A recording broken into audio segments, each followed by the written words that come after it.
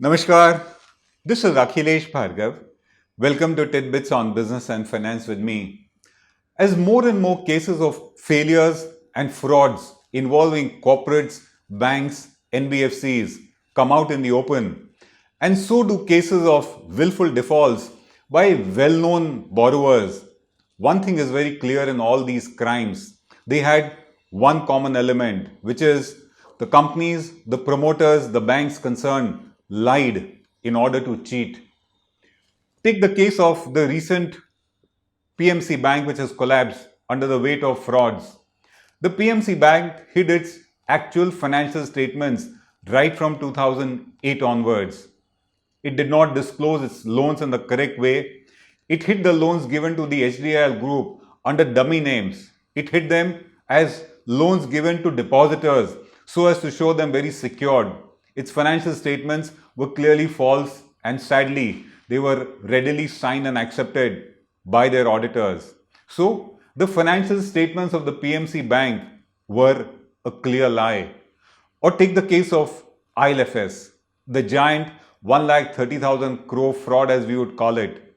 For years together, the financial statements of ILFS did not disclose the truth. They disclosed a financial position which was bogus. It had a negative net worth and it yet showed a positive net worth. All its money laundering, all its financial misdoings by way of round tripping, greening of loans, giving bogus loans, tax evasion, etc., were all hidden. They were not shown. The financial statements were false. Yet another lie. And sadly, even they were certified by their auditors year after year. Or take the case of ICICI Bank under Chanda Kochar or Axis Bank under Shikha Sharma. In both the cases, the balance sheets of the banks hid the actual reality, which is they hid the NP accounts that had occurred, and they thus showed a rosy financial picture which was actually not there. Yet another case of lying, hiding the truth. Or take the case of Manpasand Beverages. This company has had a number of auditors resigning one after the other after having found that it has indulged in rampant recording of bogus sales, bogus profits, tax evasion, taking wrong credits for GST, money laundering, etc. Yet another case of a corporate lie. So, one common element in all these frauds and failures, as we said, has been lying in order to cheat.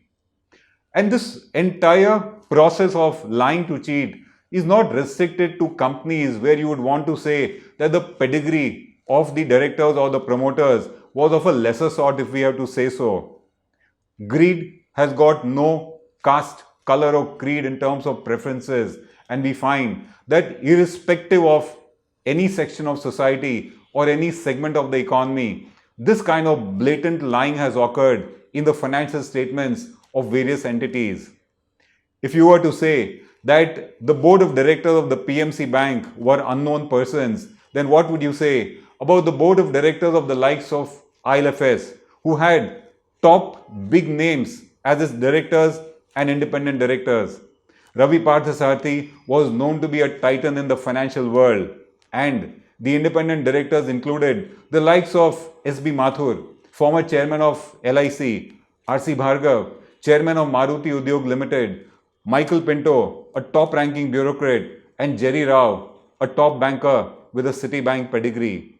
So, irrespective of the directors being big names or small names, this kind of lying has blatantly occurred. And again, it has nothing to do with the kind of auditors. If the PMC Bank had a relatively unknown audit firm like Lakrawada and Company as its auditor, the ILFS had got big names as its auditor, which is KPMG and Deloitte, which are giant multinational accounting firms. So as we said, greed has no caste, creed or color. It has occurred irrespective of any segment of society or economy being involved. But then, why do we only blame the corporate world or the private sector? Of late, even the government has been found to be fudging statistics and doctoring them. The government has been found to have doctored or given statistics related to fiscal deficit, GDP, employment, which were found to be not quite correct. Take the case of India's fiscal deficit figures. As per last year's budget, the fiscal deficit was 3.46% of the GDP. But then, as per the CAG report, this was not true. The government fudged the fiscal deficit figure by resorting to borrowings off its balance sheet. It resorted to borrowings through entities like the Food Corporation of India, which were then made to pay the food subsidy bill of the government. Thus, to this extent, it was not taken on the government books. The government also fudged the fiscal deficit by delaying vendor payments and by delaying refunds. So, the fiscal deficit figure, experts say, was not really 3.46% of the GDP. According to them, if you consider all these factors, it comes to 5.85% of the GDP. Or take the case of India's GDP growth rate. Arvind Subramaniam, a former chief economic advisor of India, says that in a situation where if the government said that our growth rate was 6.5% of GDP, according to him, it was in the range of hardly 3.5 to 4%. Again, a suspect figure that came out from the government itself. Or then, take the case of the various tax departments. They always claim that they have met their tax collection targets for the year, but they do that by postponing refunds on a large scale, or sometimes by forcing large taxpayers to prepay taxes or pay tax in a much bigger amount with the promise that it will be refunded later on, just to help them to meet their tax collection targets. Or take the government's claim of ease of doing business.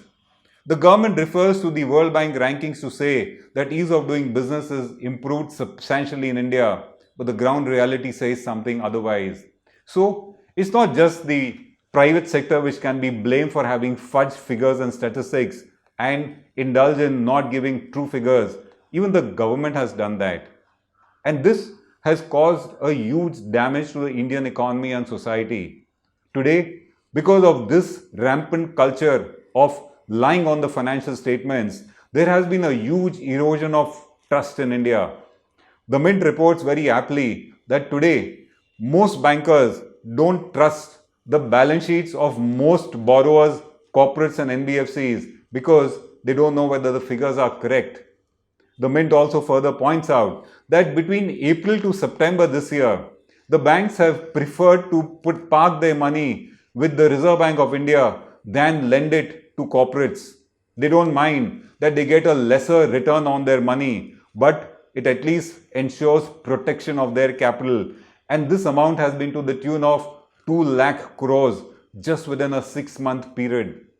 The reality, according to the newspaper, is that if you consider the repayment of loans during this period, India has had negative lending in this period. In other words, banks are just not confident of lending. They don't trust most corporates, most NBFCs, except just a handful few. And that is where there has been a complete erosion or breakdown of the entire chain of saving and lending in the country. If there is no trust, saving doesn't happen, investment doesn't happen, lending doesn't happen. Thus, we are in a situation today where investors don't trust bank balance sheets, they don't trust reports of rating agencies, shareholders don't trust it too. The banks don't trust the balance sheets of borrowers or prospective borrowers. The shareholders now don't trust the balance sheets of companies that they get. They don't trust the auditors' reports either. The Reserve Bank of India, for all you know now, is not able to trust the balance sheets of banks that are put before them. As I said, there is a breakdown of the trust element in the entire chain of funding in the country. And that, according to us, is one of the reasons why there has been a slowdown in India. Economic growth has slowed down because the fund cycle has come to an end or has gone very slow only because of the missing trust factor. If India has a huge challenge of reviving its economy and stopping the slowdown, the bigger challenge that we have today is reviving the trust in the economy, the trust in the corporate sector, banks, NBFCs, etc., such that business transactions, banking transactions resume as they ought to be if there was trust in them. This is Akhilesh Bhargav signing off till we meet again. Namaskar.